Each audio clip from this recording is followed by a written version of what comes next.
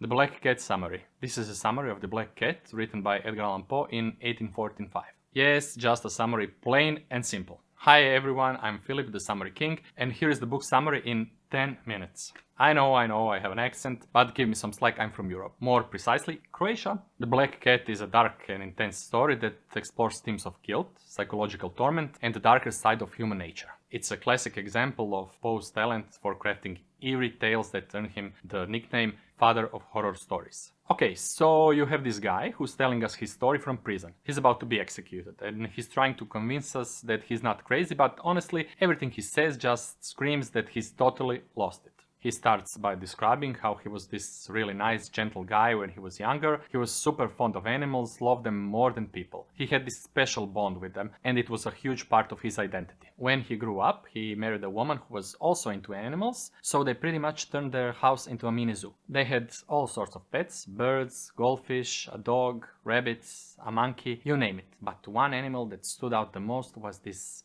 big black cat named Pluto. Pluto wasn't just any cat. This cat was his absolute favorite, and they were like best buds. Pluto was super smart, affectionate, and followed him everywhere he went. They had this unbreakable bond.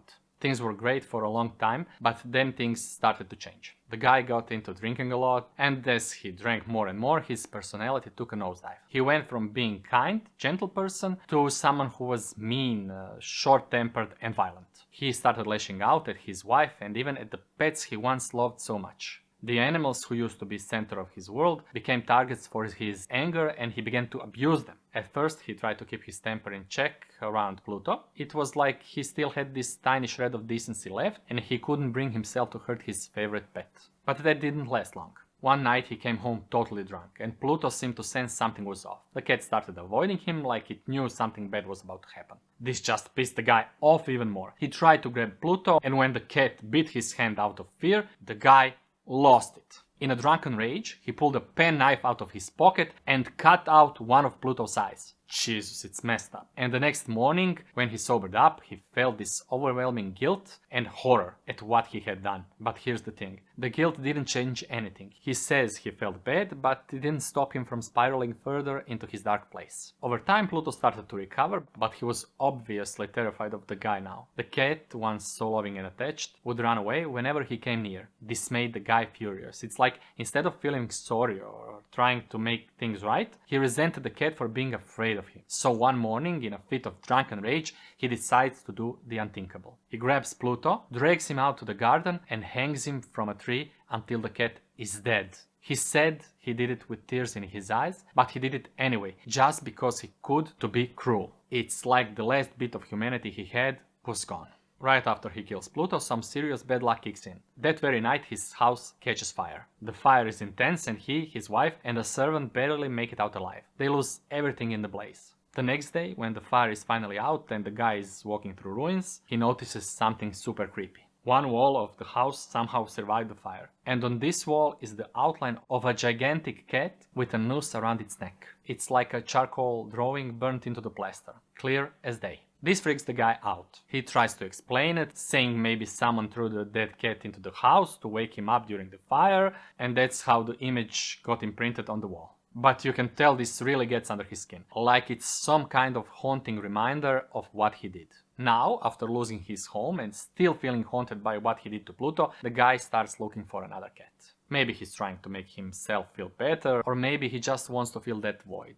Anyway, one night he's out drinking at his usual dive bar, and he notices another black cat that looks almost exactly like Pluto. Except for one thing, it has this white patch of fur on its chest. The cat is just hanging around at the bar, super friendly, and he's instantly drawn to it. The guy's like, this is it, this is the cat I need. So he asks around, but no one seems to know where the cat came from or who owns it. So naturally he decides to take the cat home. At first the cat seems like a perfect replacement for Pluto. It's loving and cuddly, always following him around. His wife is thrilled too, because she loved Pluto and missed having a cat around. But after a few days, the guy starts to notice some weird things. For one, this new cat is also missing an eye, just like Pluto. That's odd enough. But then there's that white patch on the cat's chest. It's not just a random patch of fur. It starts to change shape and looks more and more like a gallows. like the thing you hang people from. This really freaks him out, but he's already committed to keeping the cat. As time goes on, the guy's feeling toward the new cat starts to shift. What was once affection turns into a kind of intense hatred and paranoia. The cat is always underfoot, always watching him with that one eye, and he starts to feel like he's being haunted all over again. He gets more irritable, more aggressive, and his drinking gets even worse. It's like every time he sees that cat, he's reminded of Pluto and what he did, and it's driving him nuts. But the cat seems to be attached to him even more than Pluto was. It won't leave him alone. It follows him everywhere, even when he's trying to avoid it. Let me have a sip of water, please.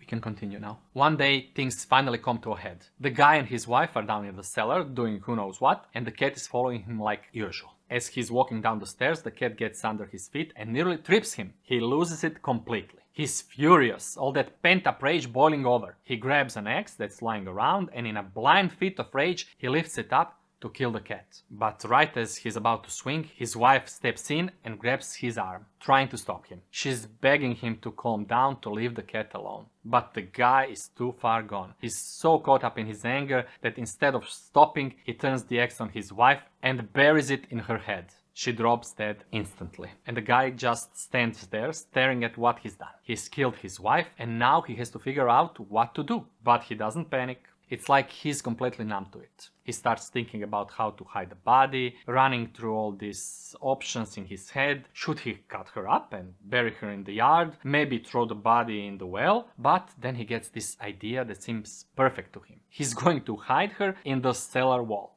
No, he's not crazy at all, see? So he gets to work. He decides to build a new wall in the cellar and hide her body behind it. Like some kind of twisted DIY project. He grabs some bricks and mortar and spends an hour carefully sealing her up in this makeshift tomb. He does it meticulously, making sure the walls look just like the others in the cellar so no one will suspect a thing. Once he's done, he steps back and admires his work, feeling a twisted sense of pride that no one will ever find her.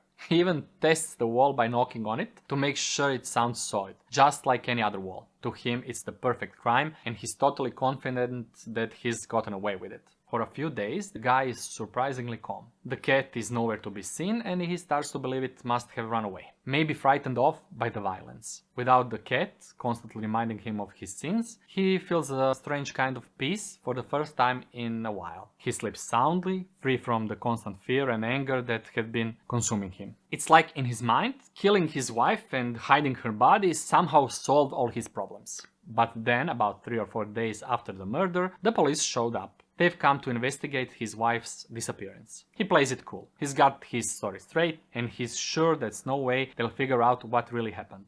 The police search the house, going room by room, looking for any clues. They even make their way down to the cellar where the guy still doesn't show any signs of panic. He's totally composed, showing them around like he's got nothing to hide. As the police poke around the cellar, the guy's confidence only grows. They're checking everything, but they're not finding anything suspicious. The wall he built looks perfect, like it's been there for years. He's practically smirking, thinking he's pulled off the perfect crime. In a final act of sheer arrogance, he decides to show off a bit. He casually mentions how well built the house is, how sturdy the walls are. He even grabs a cane and taps on the wall right where his wife's body is hidden, talking about how solid the construction is. But just as he taps the wall, this horrific, loud wailing sounds erupt from behind it. It's like a cry from the depths of hell. A long, loud, inhuman shriek that fills the entire cellar. The police are stunned and the guy is frozen in place, horrified. The sound is unmistakable. It's a cat! The police immediately tore down the wall, brick by brick, and there, standing on top of his wife's decaying corpse, is the black cat, alive and howling. The guy is completely shocked. He realizes that in his haste to seal up his wife's body, he must have accidentally walled up the cat inside with her. Police drag him out of the cellar and he's arrested on the spot. He's caught not because of any clever police work, but because of the one thing he couldn't escape. His own guilt embodied by the black cat. The cat's cry led the police straight to the hidden corpse, sealing his fate. In the end, the guy is left to face the consequences of his actions, all brought about by his own madness and cruelty. He's set to be executed as he tells his story. He knows that it's all because of that damned cat, a symbol of his guilt and the inescapable nature of his own sins. And that's where he leaves us. Don't forget to follow, subscribe and like this video. Until the next summary, bye!